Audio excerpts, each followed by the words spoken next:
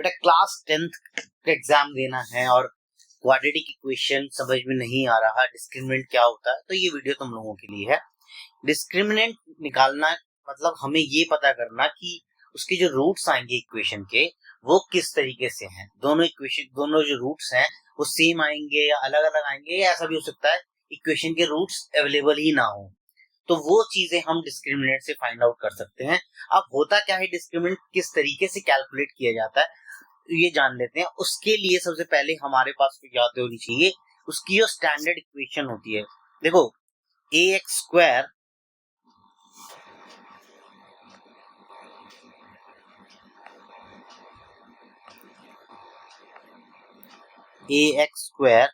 Plus bx plus c जो कि standard equation of polynomial थी, इसको अगर मैं जीरो के इक्वल पुट कर दूं तो हमको मिल जाती है standard equation of a quadratic equation. Highest जो पावर होती है यानी डिग्री जो होती है इस इक्वेशन की, ये 2 होती है, सबको पता है। देखो इसका जो डिस्क्रिमिनेंट हम लोग फाइंड करते हैं वो करते हैं d is equals to b square minus 4ac। अब b क्या है, x का कोफिशिएंट है, a क्या है, x स्क्वायर का कोफिशिएंट है, और c क्या है, c तुम्हारी कांस्टेंट टर्म। तो d स्क्वायर माइनस 4ac जो हम लोग कैलकुलेट करेंगे, इसके वैल्यूज या तो जीरो आ सकते हैं या जीरो से ज्यादा आ सकते हैं या जीरो से कम आ सकते हैं। अब डिस्क्रिमिनेंट की ये 3 अलग अलग वैल्यूज आएंगी, तो what are the implications of this values, इनसे आपको पता क्या चलता है। पहली चीज तो ये पता लग जाती है कि उसके जो रूट्स आएंगे वो किस तरीके के होंगे। दूसरा मोस्ट इंपॉर्टेंट, दूसरा ये भी पता लग सकता है कि उस इक्वेशन का जो पैराबोला बनेगा वो एक्स एक्सिस को वो इंटरसेप्ट कितनी जगह कट करेगा। पॉजिटिव डिस्क्रिमिनेंट आ रहा है यानी जीरो से ज्यादा है तो वो 2 जगह एक्स एक्सिस को कट करता है। अगर डिस्क्रिमिनेंट की वैल्यू जीरो आ रही है, जो कि केस होता है when roots are identical and they are real, तो उसमें एक्स इंटरसेप्ट जो है एक जगह पे कट किया जाएगा। नेगेटिव डिस्क्रिमिनेंट जब आएगा, जब इमेजिनरी रूट्स अवेलेबल होती हैं, उसका मतलब है कि वो एक्स एक्सिस को कहीं पर भी कट नहीं करेगा। तो किसी भी इक्वेशन का तुम्हें डिस्क्रिमिनेंट पूछा जाए तो हम फाइंड करेंगे इस फॉर्मूले से बी स्क्वायर माइनस 4ac, और उसके रूट्स पे भी हम कमेंट कर सकते हैं। दूसरा हम ये भी बता सकते हैं कि अगर पैराबोला ड्रॉ किया जाए तो वो एक्सिस को जो एक्स एक्सिस को कितनी जगह इंटरसेक्ट करेगा। ठीक है, सो ये हमारे पास टेबल है। डिस्क्रिमिनेंट की वैल्यू अगर d की वैल्यू अगर आती है आपकी मोर देन 0, ठीक है, तो नेचर ऑफ रूट्स होते हैं real, but they are not equal. Values अलग अलग वैल्यूज आ सकती हैं। और graph of the polynomial cut at 2 points, इसको क्या हो गया, 2 पॉइंट्स ऑन एक्स एक्सिस। ठीक है, ये हो गया। अब अगर और इसमें हम रूट्स कैसे फाइंड आउट कर सकते हैं, जो धराचार्य का फॉर्मूला है x equal to minus b plus minus under root b square minus 4ac upon 2a। ABC की वैल्यू इक्वेशन से पुट करेंगे। ठीक है, अगर इस d की वैल्यू 0 के इक्वल आती है तो roots are real and equal, मतलब जो दोनों वैल्यूज आएंगी वो बराबर होंगी। तो ये जो है ये कब कितनी जगह पे टच करेगा, it touches x axis at 1 point. ठीक है, अगर इस d की वैल्यू 0 से कम आती है तो no real roots,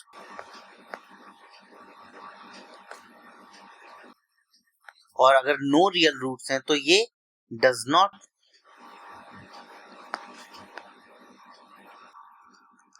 touch x axis आएगा। ठीक है, ये चीजें याद रखो, डिस्क्रिमिनेंट से हमें 3 चीजें पता लगेंगी। एक तो उनका नेचर पता लगेगा, दूसरा ग्राफ ऑफ पॉलिनोमियल, उस पॉलिनोमियल का ग्राफ कैसे आएगा, और उसकी इक्वेशंस की हम रूट कैसे कैलकुलेट कर सकते हैं। ये फॉर्मूले मैंने इस टेबल में बना दिए। अब ये चीजें और भी क्लियर हो जाएंगी जब हम इससे रिलेटेड क्वेश्चंस करेंगे। ठीक है, तो आइए करते हैं। सबसे पहला टाइप है कि अगर हमको nature of the root find करना है, मींस कि हमसे डिस्क्रिमिनेंट ही पूछ रहा है। डिस्क्रिमिनेंट आप कैसे निकालते हो? डिस्क्रिमिनेंट निकालते हो बी स्क्वायर माइनस 4acc। ए की वैल्यू अगर मैं देखूं तो ए क्या होता है? एक्स स्क्वायर का कोफिशिएंट, बी क्या होता है? एक्स का कोफिशिएंट, तो यानी माइनस के 24 ए बी सी डी का square minus 4, A is 9, a square b square and c is 16 c square d square. Now this 24 का स्क्वायर जो है वो हो जाएगा आपका 576 a square b square c square and d square minus 4 9 36, 36 into 16, 16 6 96, 16 16, 16 48 और 9 576, यानी 576 a square b square c square and d square। तो यहां से ये वैल्यू आ गई हमारी 0। 0 वैल्यू आने का मतलब इम्प्लीकेशन है so roots are real and equal. Question अभी खत्म नहीं हुआ है, क्यों? उसने लास्ट में एक लाइन दी है, अगर रियल रूट्स हैं तो उनको फाइंड भी कीजिए। अब फाइंड करने के 2 तरीके हैं, दूसरा वाला थोड़ा लेंथी है, उसको हम अवॉइड करते हैं, स्प्लिटिंग द मिडिल टर्म जो है। ठीक है, हमने फॉर्मूला, जब मैंने टेबल बनाई तो टेबल में लिखा था कि क्वाड्रेटिक फॉर्मूला से हम उसके रूट्स निकाल सकते हैं, और वैसे भी इसके जो रूट्स आएंगे दैट वुड बी माइनस के b अपॉन 2a, यानी b कितना है? Minus of minus plus 24 ABCD upon 12 into a, 2 9 80, a के साथ में है आपका a स्क्वायर और b स्क्वायर। अब इसको हम आगे करते हैं लोएस्ट फॉर्म में, तो तुम्हारी x की वैल्यू आ जाएगी, 6 से काट सकता हूं इसको, 6 4 24, एक a और b नीचे से कट गया, ऊपर क्या रह गया? CD, और नीचे क्या रह जाएगा? 6 3 18, अब एक a भी बच जाएगा। तो ये रूट की वैल्यू निकल गई। अब क्योंकि d की वैल्यू 0 आई थी तो दूसरा रूट जो आएगा उसकी वैल्यू भी यही रहेगी, 4CD अपॉन 3AB। ठीक है, दूसरा कर लेते हैं टाइप। दूसरे टाइप की प्रॉब्लम होती है जिसमें तुमसे कहा जाता है कि आपको एक अननोन क्वांटिटी कैलकुलेट करनी है, हालांकि उसने नेचर ऑफ द रूट्स दे रखा है। ठीक है, तो कह रहा है 5x square 5kx square minus 8x plus 2 is equals to 0। ये इज इक्वल्स टू रह गया बीच में, इज इक्वल्स टू 0 है। तो यहाँ पे मैं अगर कंपेयर करूं तो a की वैल्यू कितनी है? 5k, b की कितनी है? -8, और c की वैल्यू कितनी है? 2। तो फॉर्मूले के हिसाब से d जो है that should be equal to 0, either equal to 0 और it should be greater than. तो d की जो वैल्यू आएगी that should be greater than और इक्वल टू 0। ठीक है, तो b square minus 4ac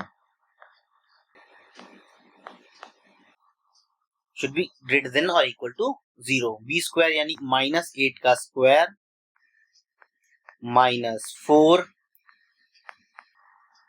a, c is 2, that is either greater than or equal to 0। तो ये इसको मैं लिखूंगा 64 minus 5 for 20, 22 is 40k greater than or equal to 0। 64 40k k की जो वैल्यू आएगी दैट शुड बी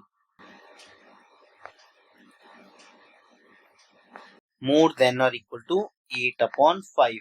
64/40 आता है, उसको मैंने कैंसिल, लोएस्ट टर्म में कैंसिल करके लिख दिया 8/5। तो दूसरे इस टाइप के क्वेश्चंस भी आ सकते हैं। इसी टाइप का एक क्वेश्चन और कर लेते हैं। 4x²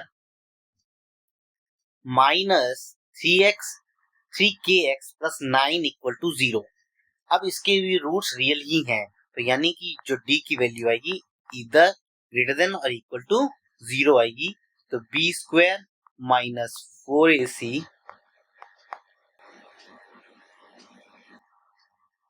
तो b² कितना हो जाएगा माइनस 3k का square minus 4ac should be more than or equal to 0। 9k² minus 69 जा 144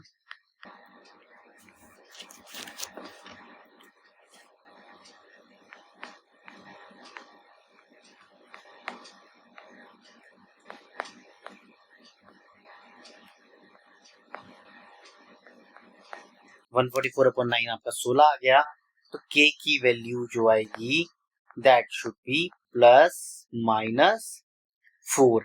मतलब जो k की वैल्यू लाई करेगी वो इसके बीच में लाई करेगी, -4 से ज्यादा, -4 या उसके बराबर, या फिर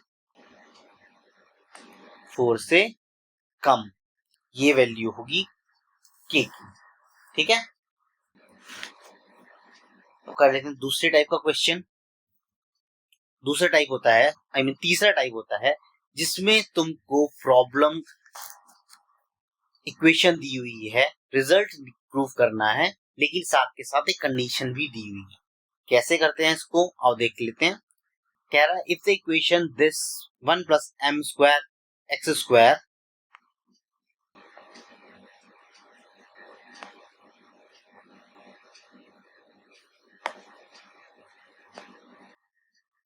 plus c² minus a² equal to 0, तो हमको प्रूव करना है c² equal to a² 1 plus m² provided it is given that this has equal roots. ये दिया हुआ है उसने क्वेश्चन में, इक्वल रूट्स दे रखा है, इस चीज पे गौर करना है हमको। ठीक है, अब इक्वल रूट्स अगर दिए हैं तो इसका मतलब क्या है, what are the implications. Equal roots कब होते हैं, जब डिस्क्रिमिनेंट किसके इक्वल आता है, 0 के इक्वल आता है। तो for equal roots d should be equals to 0, यानी कि b² minus 4ac should be equals to 0। b हो गया आपका 2mc माइनस 4, a तुम्हारा है 1 प्लस m² और c हो जाएगा जो कि कांस्टेंट होता है c² माइनस a²। ठीक है, ये किसके इक्वल रखूंगा मैं, 0 के इक्वल रखूंगा।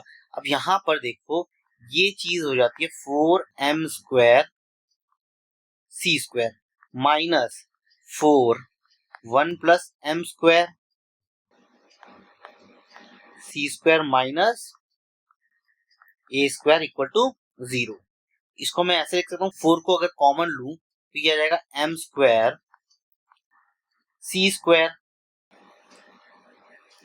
उसको मल्टीप्लाई करो सेकेंड इक्वेशन को, सेकेंड पार्ट को, minus c² minus a² plus m² c² minus m² a² equal to 0। यही आएगा। अब देखो इसको एक्सपेंड करूंगा ब्रैकेट को, तो ये माइनस सबके साइन चेंज हो जाएंगे, इससे ये कैंसल आउट हो गया। ये हो जाएगा c² minus a² plus m² into a², ये हो जाएगा। सॉरी, ये भी माइनस पे रहेगा। ठीक है, इक्वल्स टू 0। अब मैं सी स्क्वायर को एक तरफ रखता हूं, इसको रख देता हूं अलग, ए स्क्वायर प्लस एम स्क्वायर ए स्क्वायर। ठीक है, ये रख दिया हमने। तो सी स्क्वायर को मैं लिख सकता हूं, इन दोनों में से कॉमन क्या रहा है,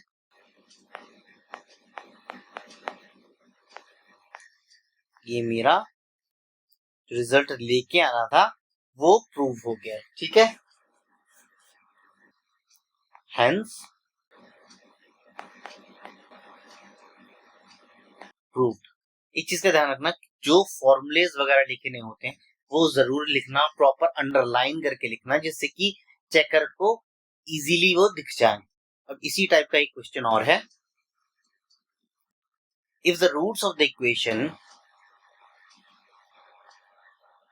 this is the equation, b minus c of x square plus c minus a into x plus a minus b is equals to 0, then prove that 2b is equals to a plus c। ये बोल रहा है। तो a की value कितनी है आपकी,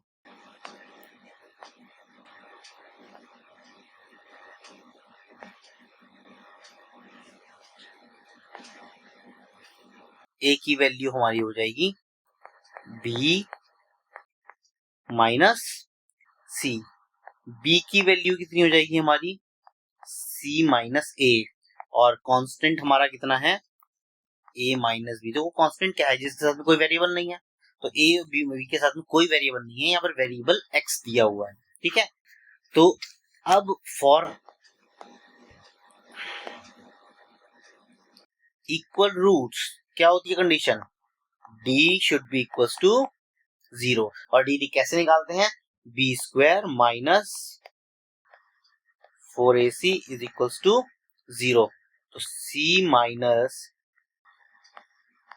a का स्क्वायर माइनस 4a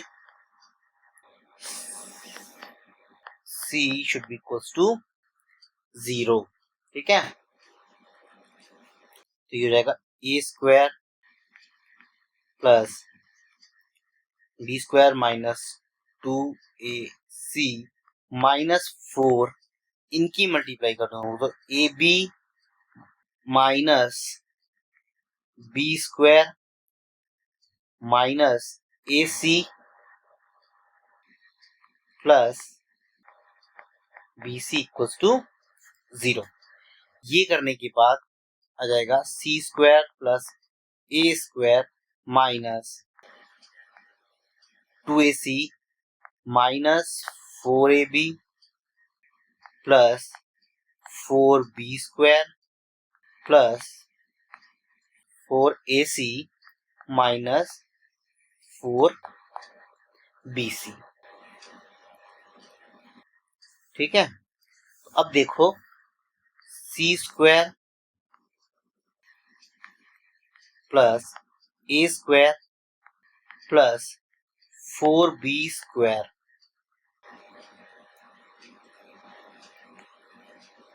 अब क्या हो गया, minus 4ab plus 4ac and minus 2ac, 2ac plus का माइनस 4bc इक्वल्स टू 0। अब तुम लोगों ने 9th में एक फॉर्मूला पढ़ा था a प्लस बी प्लस सी का होल स्क्वायर। ठीक है, वो किया था। अब यहाँ पर देखो ये बन जाएगा c का c plus a plus 2b बनेगा माइनस 2b बनेगा, माइनस बनेगा। क्यों, ये दो टर्म्स देखो जो b वाली हैं इनके साथ माइनस का साइन आ रहा है, दैट मीन a या c तो नेगेटिव नहीं है, अदरवाइज ये भी नेगेटिव होती। ठीक है, तो इसको लिखोगे c का स्क्वायर प्लस a का स्क्वायर प्लस माइनस 2b का स्क्वायर प्लस 2a ये इसको फैक्टराइज करके आया है, प्लस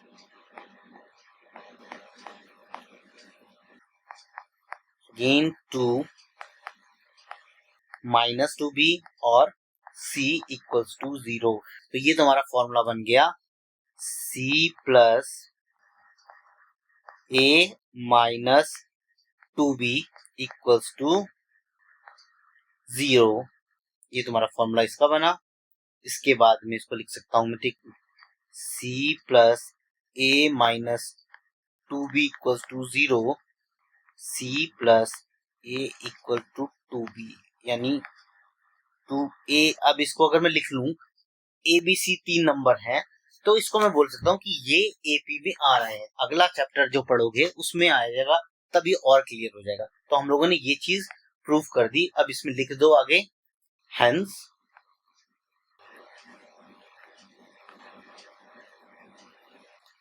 प्रूव्ड। ठीक है, thanks for watching, have a nice day.